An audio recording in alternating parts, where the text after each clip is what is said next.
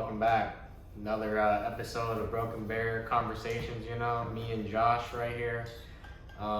This is the third video. I still haven't uploaded the second video on YouTube, but the audio is out on Audio's Spotify. out, alright. Yeah. Just before we start, just so everybody knows what's going on, we have the YouTube channel, which is Broken Bear Conversations. We have Instagram, also same name, Broken Bear Conversations. TikTok, same name. And for the audio versions of this podcast, it's on Spotify right now. I'm working on getting it on like Apple Podcasts and all that. But yeah, that's what's going on. Third video, welcome. Hello, how's everybody doing? How are you doing? I'm doing good now. You just had a trip from Texas? Yes, sir. Yeah. I just had to go back to my grandma's funeral. She actually passed away. What was that on? Was that like Thursday? No, Wednesday, and I had to like fly out immediately, which is stressful, considering the funeral was like the next day or something like that. Oh, she passed on Wednesday? On Wednesday, yeah. Oh, that's crazy. It was like, no, the funeral was on Friday. It was like Friday, like around 11 o'clock. Oh, wow, that's I was like, fast. Yeah, I was like nervous. I'm like, I don't know if I can get time off, and it turns out I guess we do like 3 days off, Okay. which is kind of cool. Okay. So that at least allows if you need to go somewhere. Yeah. 'Cause I was noticing like some stuff I was reading, some people don't even get time off, but I guess it's like regulated. I don't know if that's all in America or not, but that's actually was helpful. So I was kind of thankful for that. Okay. And I think my mom, was nice to at least be there for her if she needed me. Yeah. It's pretty cool being back, but man, is it weird being back in Texas. Is it? Yeah, it's. Because it's like a big contrast between Texas, small city, small town, and big city, Seattle. I mean, it's a little of that, and it's just the way people move.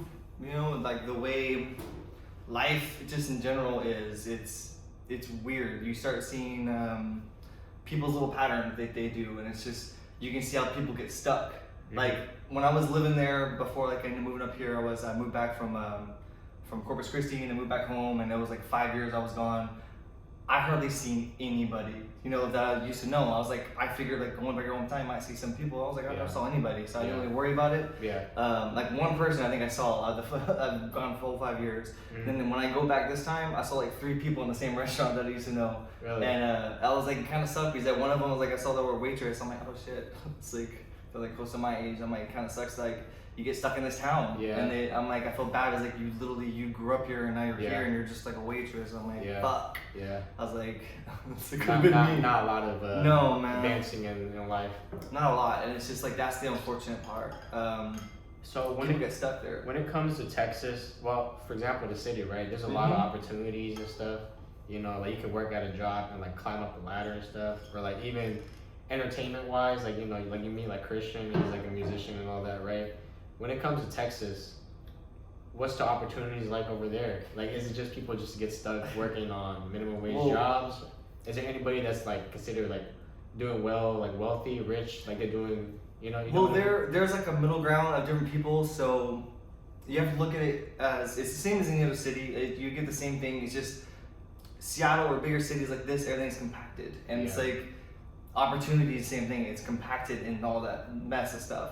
It's still there in Texas. It's just it's hard to find because it's like you're pulling it out, and now it's real stretched out. It's like this Where's Waldo game, and a lot of time it's just luck, dumb luck. Is it? You might run into certain people. Like I know me and Christian were messing around with the same type of musicians around the same time when I started getting into the music scene out in Dallas, and thought it was odd that Christian ended up being a part of that same scene around the 2017-16 era. That's crazy. And then it's weird. It's right when I moved back too, and I saw all this stuff kind of already happening. So it's like it's possible. I know when Christian said he moved back up to like Seattle, moved to Seattle, he doors will just open. I think when you're following that kind of like instinctive pull, you start knowing opportunity kind of just starts showing itself up in front of you. Yeah. And I think it kind of happened as well in Texas, but it's just you really gotta be more aware of yourself in those moments, because otherwise I think you can miss opportunities. You don't even realize it's an opportunity. And I think here in Seattle, there's a lot more. Just people are wandering constantly. You bump into somebody when you might know it. It's like, oh shit, and then they'll click. It happens a lot more here, I think. Do you know anybody that's done well in Texas, or is everybody just? I mean, like define well. Like, how would you define that? Just successful person, like a good career, nice house, all that type of stuff. So in some ways, like my brother who I just saw, he could count as successful. He makes I think currently like around 80 something, but for Texas that's pretty That's wealthy. good, yeah. That would be like equivalent to maybe like 130 here. Oh wow. Maybe a little That's, more. I would consider that doing well, yeah. And it's just everything's like right now gas is 2 something in Texas, so that's Yeah. like that's the equivalent of how Yeah. much cheaper shit is there. Cost of living is Yeah, cheaper it's there. pretty different. Yeah. Living in like downtown Dallas, it's probably not gonna be that different, but for the most part, the majority, it's like all the outskirts of Washington. Same thing in Texas, like they're probably a lot cheaper, I would think, but I don't really know how it is here. But you'll have similar laws when it comes to stuff. But Yeah. he works like he makes eyeglasses, and he doesn't even have a degree for that stuff. He's just been doing that for so long. You know, like Eye Masters, where they fix eyeglasses, and he also will sell stuff to people. He's kind of got that dual kind of leadership where he can do both the in-house and also upfront stuff. But so I guess he's like highly valued. I don't know how he finessed his way to get where he makes as much as he does, but I'm pretty sure that's the cap of what you can get paid in Texas for his position. Oh, okay. That's And considering he doesn't have like a degree or anything, that's pretty impressive to me. But yeah.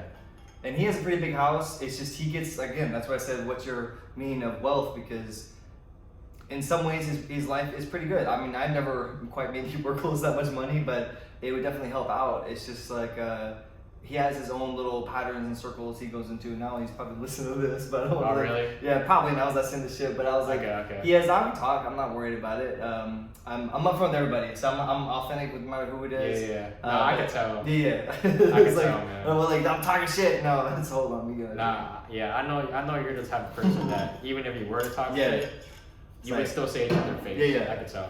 No, I just told him the other day is like he needs to cultivate stillness and more silence in his life, and he's like he texts back, I don't know how. I was like, to Wait, me, why do you say that? oh, it's just because that's like like those you get stuck in these kind of ripples that happen. You know, people these routines, the mundaneness of life. You kind of get stuck in that. And you're just doing all the stuff, and I think people tend to get lost in that. Really? And I noticed back in Texas how I used to be part of all these little cliques, and I'm like, gosh, damn, you know, I wasted my energy. I Yeah. feel like that, like. I always think of life like you're always trying to push forward, keep going more, you know, excel, trying to do different things. It doesn't always mean money is the answer to that, to have a happier life. It can definitely help, but it's, you gotta learn how to get the other stuff straight, and that might fall in place. It may not, but you're definitely gonna have a lot happier life because all this other stuff's more taken care of. Yeah, People tend to put on the back burner. I've heard of I forget exactly what the term was, but there's like they call it buckets that you need to fill in life to feel Okay. happy, right? For example, let's say you got 5 buckets. One Five of them, buckets. one of the buckets is money. All right. One of the buckets is friendships. One of the buckets is passion, and one of the buckets is I guess relationship or like romance, right? Okay. And people think that if you just fill up the money bucket, So everything's going to be filled and No, you're going to be follow happy, that, right? yeah. But that's not how it works. If you just put everything to the money bucket, everything else is empty, you know? And that's going back to what you're saying. Yeah, about I've never heard that. a That's person can make a lot of money, but that doesn't mean they're happy, good. No. you know? Because then maybe they spent all their time working, making money, that they didn't dedicate any time to friendships or finding a romantic partner or pursuing a passion, you know? Like they fulfill money-wise, financially, but everything else they're empty, you know? Well, I agree. That's 100%. That's like the most unfortunate part of most of the people that are walking around this world. We don't kind of get taught the right things to put our energy into, Yeah. and we start chasing things that are just the unfortunate things that get stuck in tar. You know, it's like you kind of get stuck in this like you're trying to get it, but you're never gonna reach it because you're in this little tar pit. And the only way I know how to get out of that tar pit is I feel like I've been in there. What I would consider things that equate to this tar pit would be like the extremes. It could be the extreme lows or extreme highs of certain situations, anger, you know, depression, even obsession, things like that. It's you get stuck in. It's like a clique you'll fall into, and a lot of people unfortunately fall into that. And that's why I'm trying to cultivate my own more silence. Is like even hanging out with people. I need to understand when I'm subconsciously doing this stuff, so I don't do it anymore. I'm trying to figure out how not to. Subconsciously doing what? Just anything, like just the patterns, the routines of stuff, you know? Uh-huh. I might subconsciously want to not devote time to work on my inner stuff and just distractions, whatever it may be. Cell phones are unfortunately one of the worst things when it comes to distractions. Yeah. Which brings the point, like what we were talking about working on the podcast of growing up in the 90s. I remember what life was like before cell phones. Yeah, you should talk about that. That's the way you talk about it. It's really interesting to hear. Cause it's like I'm so anti-social media, man. It's crazy. I know. And I'm on a podcast now. It's like, well, don't make me sense. In this type of world, if you want to get your shit out there, you got to be on social media. Everybody has a social media account. Even like McDonald's has like a TikTok. Taco Bell got a TikTok. Because that's how it is. If you're a business, you have to be able to move throughout the world and all the changes, and adapt to change. But if you just stay the same way, you're not going to get anywhere. And I think a good example of that is one of my old jobs. My first job actually was at this fried chicken. I know. It was this fried chicken restaurant by the name of Heaven Sent Fried Chicken, right? All right. And the guy that owned that place was very old fashioned. He was like 70 or whatever, right? And I remember it wasn't just me, but me and the other workers there suggested that he should make a social media account as a way of like advertising or getting the name out there and stuff, right? But he never really listened. He kind of does like the classic stuff, like put stickers on his car and stuff like that, But the thing that was interesting to me is that he never got social media. He never made a social media account for the restaurant, right? But then I remember eventually the restaurant was closing down, and he put up posters all over the inside of the restaurant telling people that it's closing down and giving the reason why, right? When those posters went up, of course, some people came in because they like heard about it, word of mouth and all that, right? That's how it happens. But the interesting thing to me was one of my coworkers took a photo of that poster and posted it on Facebook, right?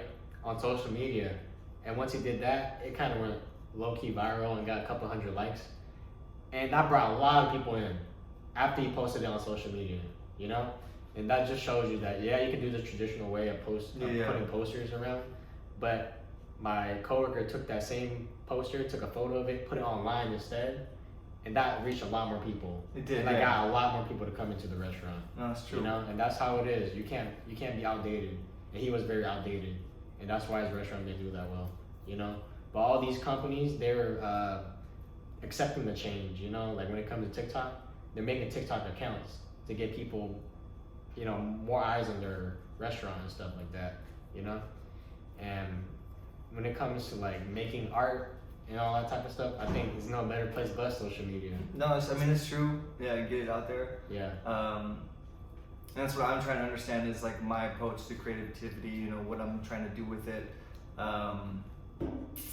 Like how I want to use it with social media, if that's what I want to do, do I want that part of my life out there? I don't know yet. I still haven't decided if that's something I want visual or if it's just for myself, I don't mind having it just at my house for decoration of stuff I've made, but I don't know if it's something I want for the masses to look at. Of course, it'd be nice to get appreciated, but it's like, I don't know if that's, if art might just be like a hobby to me more than it's something like a creative passion. That's where I'm trying to find, it's good to put energy in that when I like want to release something, but it's like, I need to figure out where I want to pursue and go after that. I keep dabbling in too much shit. Yeah, jack of all trades. Yeah, dude, I'm too much, man. Like I'm currently right now, I think I play quite a few instruments. I don't even know how many. I don't practice enough. It's hard to find time to practice that stuff. Yeah. And even trying to do art, or I have hobbies of carving, things like that.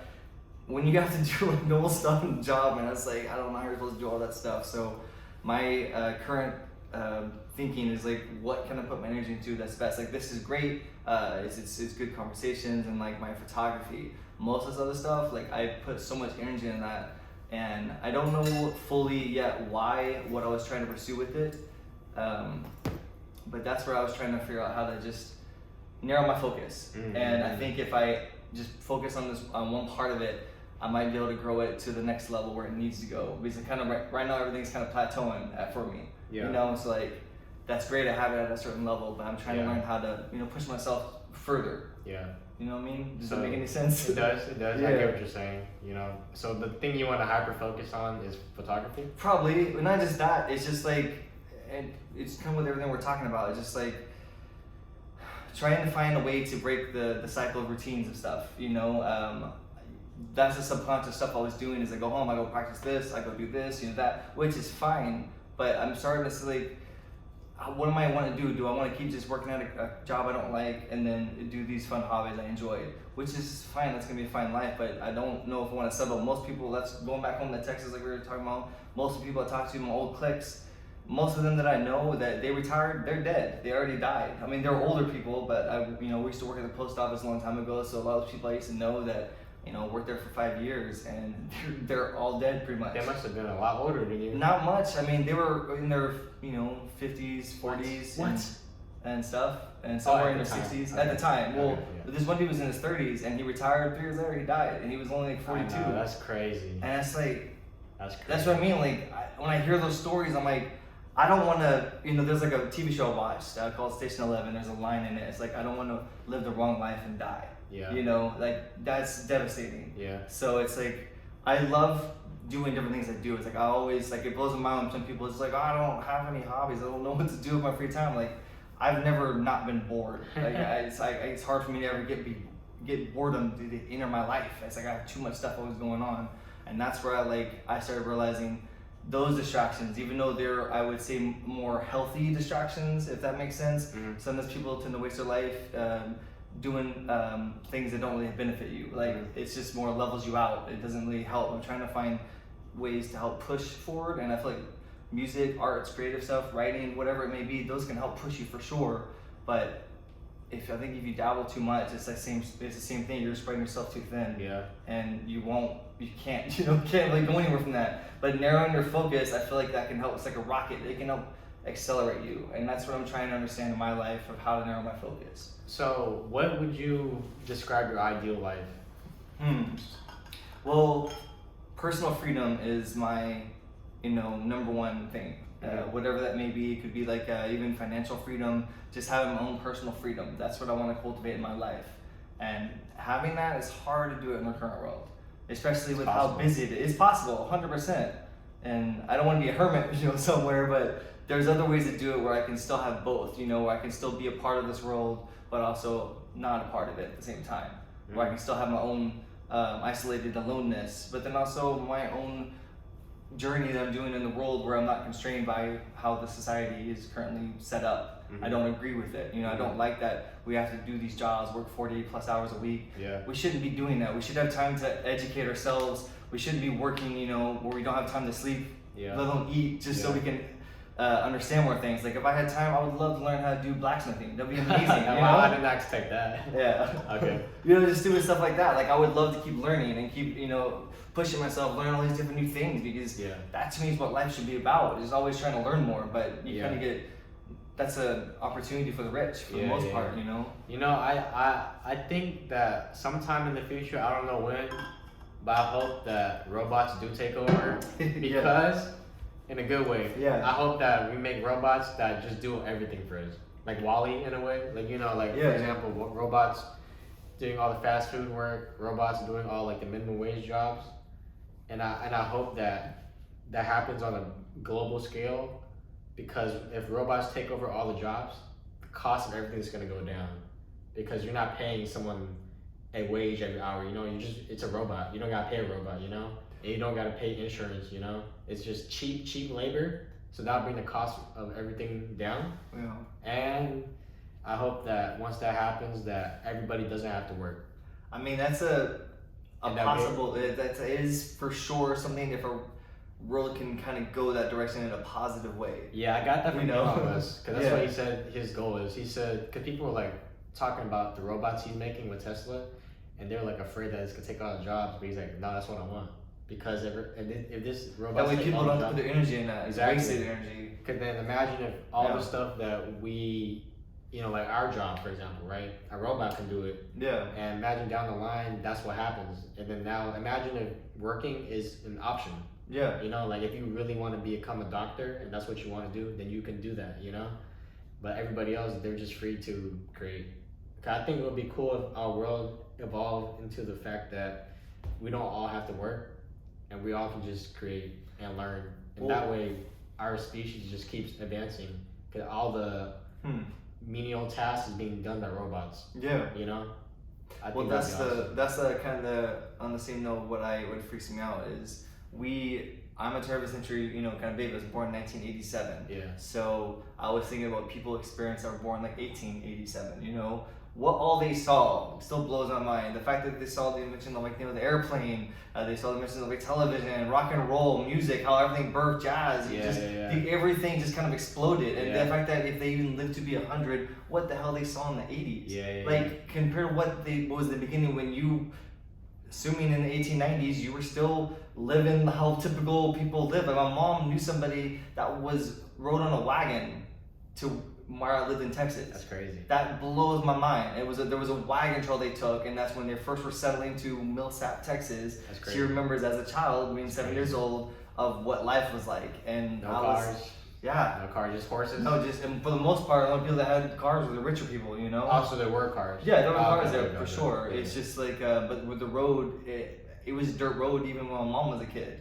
So it didn't start getting paved till like the 80s out there in that part of Texas. And now it's blowing up. Going back, I mean, there's so much land that's been sold, and there's houses being built and developed everywhere. It's kind of crazy. But yeah, like that stuff that blows my mind is like all the stuff they experience and the stuff that I know what I experienced. I still remember what life was like as a kid, and that might be why I have trouble with social media, because I don't really, it's not like, big fan. I don't like that people always need to know shit that's going on, they don't have to know. Yeah. You can post whatever you want. It's true. And I just haven't found the energy. Like once I get, understanding my goal, and I don't know what that is, I'm trying to figure out where I want to put all of my energy that I have. And once I figure that, I might have a more idea of a plan of my direction. Okay. But until then, I was like, man, I ain't got shit. I have no fucking idea. So I'm just kind of like a tumbleweed. I'm still blowing around. But for the most part, I'm just trying to work on healing my inner fucking demons. Trying to get the best version of myself. And then see what happens.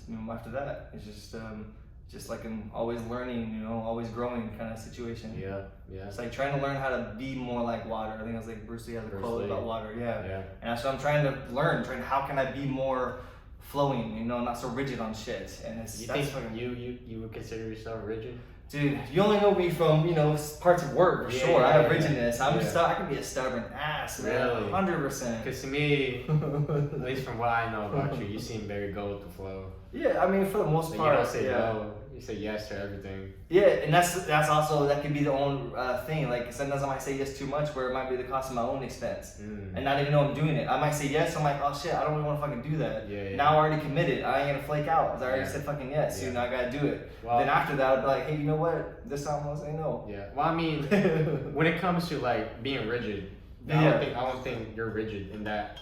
In that aspect. Well, I've healed a lot of that, man. That's the work. Because I used to be. I know you probably never watched the movie Yes Man. I think I told you about that. I said no all the time. I was just like how I was in that movie. I'd be like wandering around, just like, nah, man, I'm good. I was like, I'm good, man. It's like I just went to practice. I was working on playing music. That's all I got off work. That's all I did is practice 8-10 hours. That's it. Go to bed like around midnight, 1 in the morning. Crazy. Do the same thing again. That's it's just I wake up, practice before I go to work. Practice on my lunch break. I mean, that's all I can think about. That's crazy. And what do I have to show for it? I don't do anything with music now. So it's like, I mean, you put in the work. I love it. That's about it. It's a love, man. It's like I don't know. It's like how people probably like enjoy doing whatever. It's like it just helps me find peace in myself, Yeah. And I think that's all. I don't know if I want to be more than that.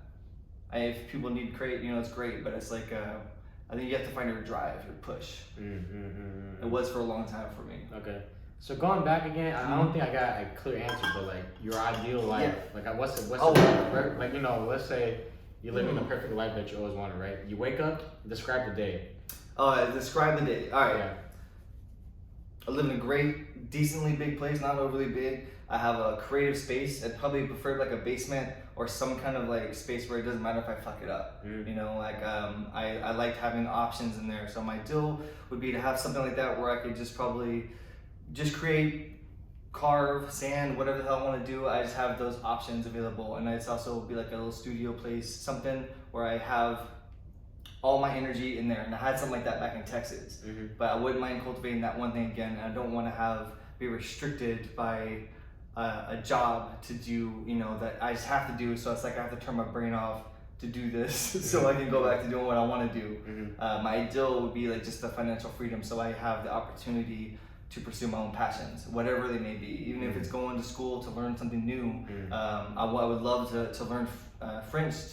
I was trying to do it on my phone, which is fine, but it's hard when you have so many other things in life that can distract you. But I'd love one day to be able to speak at least French, so I can have that in my, and hopefully learn another language. Why French? I have friends in France, and if I could live there, my God, I'd be done. I would leave this place immediately. Really? Yeah. You like France like that? Yeah, Europe, you're so close there. Like, even so, I still have the understanding of Texas, how far away everything was. 12 hours of driving, you could still be in Texas. That's crazy. Averagely, people drive 2-3 hours, and that's what I would do where I lived in Texas, and you're still there around the same stuff. That's crazy, because going to Portland is like 3 hours. Yeah, 3 hours. Yeah, you know? That's what I mean. You're close to so much stuff. Even in California, it's like what, 8? Something like that. It's not even that far. Well, part of California is anyway. Texas is huge. Man. Texas is crazy. It's not. It's even Canada's 2 hours away from here. Like I said, you have an opportunity where you can at least get to a couple different places in a day. You can do a pretty good trip. But like Europe, it's like that, but more. You're around so much history. So much has happened. Like underneath your feet, so many things have happened, and that's what I like. I'm obsessed with that kind of stuff. There's got to be energy there. I heard France stinks. Is that true? It depends where you go. Yeah, it depends on where you go. I mean, like if you walk down one of the alleys around there, it's gonna smell pretty close to what lots of different places smell. I heard not just France, not just the place, but the people too. Yeah. Well, so that was one of the first things I remember asking my friend. She's a girl. I was like, hey, do you have hair in your armpits? She's like, no, I don't have no hair. Wait, why? Like, because I've heard all women, most of them had hair in their armpits. I thought that was just like, they just treated it differently. And she's like, super offended. And I was like, she's the exception. No, she's like, they don't. They're just the same as us. They false information. Yeah, false information. Okay. That may have been true, in the 80s or whatever, because people didn't know Australians spoke English that well, which is I thought was crazy because that's a native language. Yeah, they just got an accent. Yeah, and that's what that little light thing is behind you. So it's like I feel like from the 80s, which is like now I think 40 years ago, which is weird, to what it is now. People are more culturally aware of things. I would say. I don't know. It's just like Internet has helped a lot. I mean, internet is very useful for sure. Connect to everybody. Now you can have a guy from Arkansas, Kansas, talk to a guy in China. Well, that's actually how I met them. It was online. I was on an app, and it was like some kind of musician app called like Songtree or something like that. And it's like basically you just create something like some kind of progression of chords, drums, whatever you want, and you post it. And someone else can either add vocals, add other music, whatever they want to add to it. That's really cool. It was really cool. Yeah. It's a really cool concept. And people can build this own little tree, and you make this whole song, this like collective song, and you can keep adding to it. That's crazy. Yeah, and it was really fun. When it first came out, I think the dude that started it was, was it the thing before Facebook? I don't know. MySpace? MySpace, yeah. Really? He's Tom. He was a partner. He was your friend as soon as you made an account. Yeah. Tom's your friend. Yeah. I'm like, what the fuck? I was like, Tom. I was like, what is he doing here? Tom because I think that was MySpace was supposed to be a musician app, so I think that was like his goal. Yeah. That was like his original intent. Yeah, I know with MySpace you can like put music on your like page and stuff. Man. So maybe those like early ideas he had, he made them into an app. Yeah, and this Songtree one. I did. I don't even know what I use it for. I think it's when I first started being in a band. I tried to have one. And that was about it. MySpace was pretty cool because you can like customize your like profile, like change the text colors and all that, make flashing lights. I don't know why we don't do that more.